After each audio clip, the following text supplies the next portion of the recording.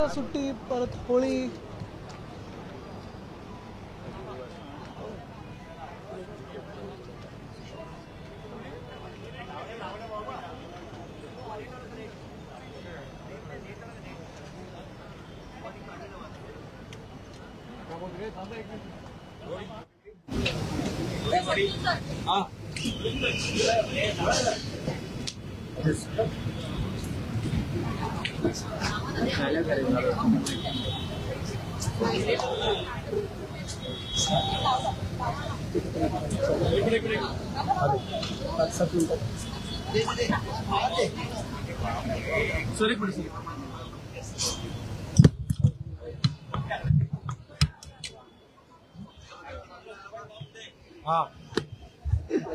Thank you.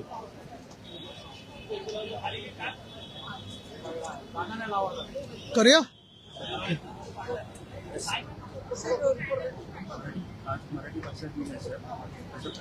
आज मराठी भाषा दिवस आहे। मी सर्वांना शुभेच्छा तर देतच आहे आणि शुभेच्छा देत असताना हीच इच्छा व्यक्त करत आहे की जे आम्ही सुरू केलं होतं मराठी भाषा भवन आणि मराठी रंगभूमीचं एक दालन, हे देखील जी स्थगिती दिलेली आहे आधीच्या सरकारनी म्हणजेच मिंदेंच्या सरकारने आणि भाजपने, ते पुन्हा एकदा सुरू व्हावं ही आमची पुन्हा एकदा मागणी ही सरकारकडे ठेवत आहे। आज उद्धव सामंत असं बोलले की पुढच्या 27 फेब्रुवारी पर्यंत पहिला टप्पा त्याचा पूर्ण होईल मराठी भाषा आणि रंगभूमीचं दालन आणि हे टप्पे जे चाललेले आहेत, हा पहिला टप्पा पूर्ण व्हायला 4 वर्ष का लागलेली आहेत?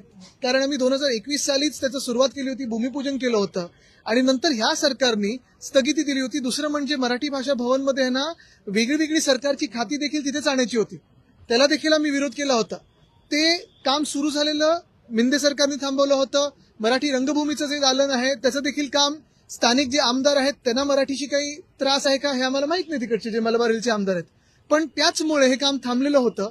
हे मुख्यमंत्र्यांनी पुन्हा एकदा सुरू करावं ही आमची आवर्जून आज मागणी करत आहोत। आदित्यजी, आज कार्यक्रम होता मराठी भाषा दिवसानिमित्त, अनेक आमदारांनी त्या कार्यक्रमाकडे पाठ फिरवली, इव्हन तुम्ही सुद्धा त्या नाही, त्यांच्या मतदारसंघात कार्यक्रम असू शकतात ना। आणि दुसरं म्हणजे ज्या सरकारने मराठीची गळचेपी केली आहे, ज्या सरकारने स्थगिती दिली मराठी भाषा भवनाला, ज्या सरकारने स्थगिती दिली मराठी रंगभूमीच्या दालनासाठी, तर मग त्या सरकारकडून काय अपेक्षित करायचं? ह्यांची भाषणं ऐकायला यायचं आम्ही? निषेध म्हणून तुम्ही आला नाहीत सरकारच्या? तेवढं तुम्ही त्याच्या खोलात जाऊ नका। नुसतं एवढंच आहे की ह्यांची भाषणं ऐकल्यापेक्षा त्यांनी तिथे जर काम केलं असतं तर त्यांचं अभिनंदन आम्ही जाहीरपणे करू। आदित्य ठाकरेजी, राज्यसभेच्या जागेवरतून खरं तर तुम्ही आग्रही आहात सातत्याने की ठाकरे गटाला ही संपूर्ण राज्यसभेची जागा मिळावी म्हणून, परंतु सातत्यानं महाविकास आघाडीची बैठक झाली, त्या आमदारांच्या बैठकीमध्ये तुम्ही अनुपस्थित आमचे नेते होते ना? नाराजी आहे का तुमची? बिलकुल नाही, आमची चर्चा होत आहे। महत्वाची गोष्ट हीच आहे, आपण पाहताय इंडिया आघाडीमध्ये देखील आम्ही असो काँग्रेस असो, आम्ही दोघंही तिथे लढत आहोत। केंद्र सरकारमध्ये अदानीकरणाच्या विरुद्ध, धारावी जे विकलं जातं त्याच्या विरुद्ध आम्ही आवाज बुलंद केलेला आहे, संविधान रक्षणासाठी केलेला आहे।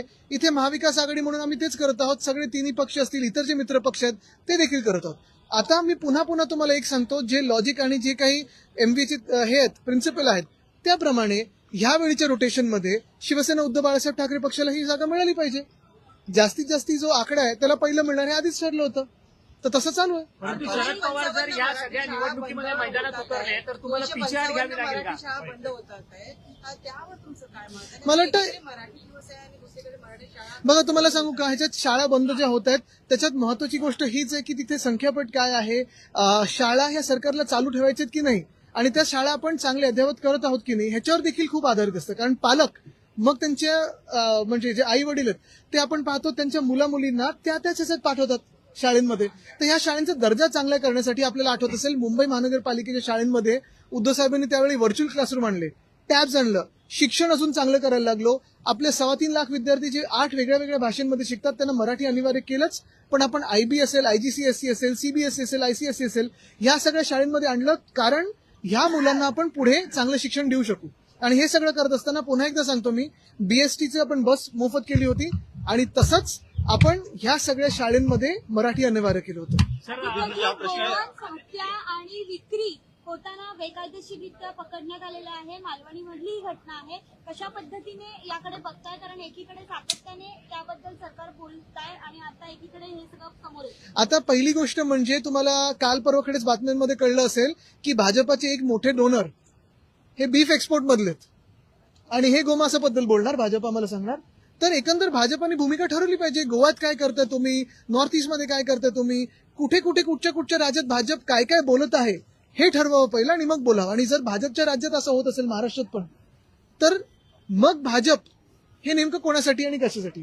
केजरीवाल यांची पवार यांचा मृत्यू धोक्याने झालाय की धोक्याने झाला असा प्रश्न राज ठाकरे यांनी उपस्थित केलाय. आपली काय? हा सगळेच उपस्थित करतात प्रश्न. अरविंद केजरीवाल यांच्यावर जे आरोप करण्यात आले होते त्यांच्या निर्दोष मुक्तता करण्यात आली. आता तुम्ही एक फार महत्वाच्या विषयाला हात घातलेला आहे. मी तेच वाट पाहत होतो तुम्ही कधी हे विचारणार. कारण एक पाहतो मी, जे आम्ही सातत्याने बोलत आलेलो आहोत की भाजप आणि भाजपच्या माध्यमातून सगळे इन्स्टिट्यूशन्स जे काही कारभार त्यांना करायला लावत आहे भाजप, इलेक्शन कमिशन असो, ईडी, आयटी, सीबीआय असो, विरोधकांची फक्त बदनामी करायची, डाग लावायचे त्यांच्यावर आणि निवडणुकीपुरतं ह्या एजन्सींचा वापर करून घ्यायचा, हे असत्य कोर्टाने देखील लोकांसमोर आणलेलं आहे. जर आज हे खरं नसतं तर अरविंद केजरीवालवर जे काही आरोप केले होते भाजपने आणि जे कोणी केले होते, त्यांनी त्यांच्यावर ज्या धाडी पडल्या होत्या, ते सत्य म्हणून बाहेर आलं असतं.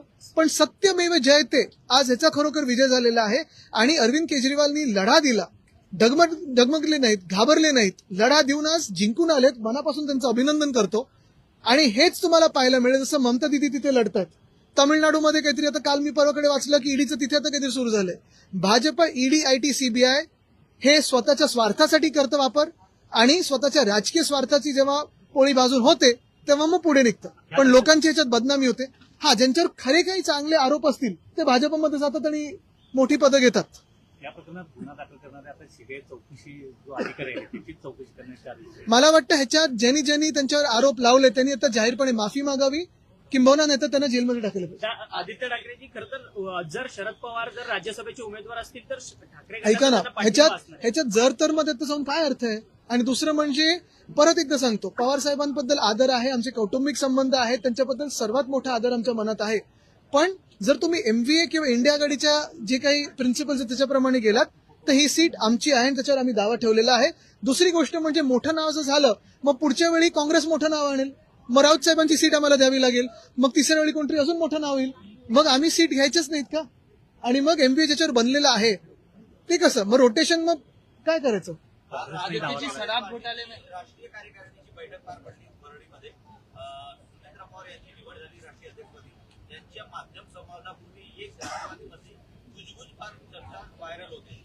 नाही, तो त्यांचा अंतर्गत विषय, त्याच्यावर आम्ही काही बोलू नाही शकणार, माहिती पण नाही मला त्याच्यावर. आदित्य जी, शराब घोटाले मामले में मनोज सिसोदिया हो या पूर्व मुख्यमंत्री अरविंद केजरीवाल हो, दोनों को तुम्ही फ्रेम में देता है से बरी कर दिया गया है. किस तरीके से इसे देखते हैं? आपने देखा होगा अरविंद केजरीवाल जी की आज जो केसेस बरी हो गए, रियायत हो गई. फिर सिसोदिया जी है, कितनी दिन उनको जेल में रखा था. जो वक्त इनका जेल में बर्बाद हुआ, जो उनकी बदनामी हुई, क्या भाजपा अभी माफी मांगेगी. जो वक्त उनका गया जेल में, वो जो बीत गया उसमें क्या कोई उनको दे सकता है वो वक्त वापस. कितने लोग ऐसे हैं हमारे देश में जो पिछले 10 साल में भाजपा जो गंदी राजनीति करती आई है, किसी की बदनामी करती आई है, उसकी वजह से जेल गए हैं, ऐसे ही आरोपों को झेलते आए हैं. और कितने सारे ऐसे लोग हैं जिनके असल में घोटाले हैं और जो आज भाजपा में जाके मंत्री, मुख्यमंत्री, बड़े बड़े मंत्री पद पे बैठे हुए हैं. तो ये जो अंतर है ये देश अभी जानता है. और सिर्फ देश नहीं तो दुनिया भर में भी भाजपा ने देश की बदनामी की है कि हमारे देश में इंस्टीट्यूशनल इंडिपेंडेंस अभी रहा नहीं है. सारे के सारे जो इंडिपेंडेंट इंस्टीट्यूशंस है वो भाजपा कब्जा करके बैठा है और भाजपा के आदेश पे विरोधकों के पीछे लगते हैं. देश की सबसे बड़ी इन्वेस्टिगेटिव एजेंसी सीबीआई पर भी सवाल उठे हैं क्योंकि सीबीआई द्वारा ये जांच हुई थी, अब उसी की जांच होनी चाहिए. उसी की जांच होनी चाहिए. जिन्होंने अरविंद केजरीवाल जी की अरेस्ट की उनकी भी जांच होनी चाहिए, उनको भी अरेस्ट होना चाहिए क्योंकि ये देश के घटना के साथ दुर्घटना है. आदित्य जी, इसी से जुड़ा हुआ सवाल है कि भाजपा का एक सेट एजेंडा है. एजेंडा क्या है कि चुनावी जिस समय जिस राज्य में चुनाव वही चलते रहता है. सरकार होती है उस समय जो है टारगेट किया जाता है. बिल्कुल. आप देखिएगा कि अरविंद केजरीवाल पे कब टारगेट किया गया, दिल्ली के समय, दिल्ली चुनाव के समय था. छवि धूमिल करने की कोशिश की गई. हेमंत सोरेन के ऊपर भी जो है चुनाव के समय किया गया. लालू यादव यहाँ भी हमारी पार्टी जब फोड़ी तब आधे लोगों को ईडी का डर दिखाया गया. लेकिन एक शेयर इसमें जो है, एक तो मैं अभिनंदन करना चाहता हूँ सिसोदिया साहब का, फिर केजरीवाल साहब का, कि उन्होंने कभी भी डर के कभी भाजपा के साथ हाथ नहीं मिलाया, वो लड़ते रहे. वैसे ही ममता दीदी भी शेर है, बंगाल की शेर है और वैसे ही वो शेर जैसे लड़ रही है.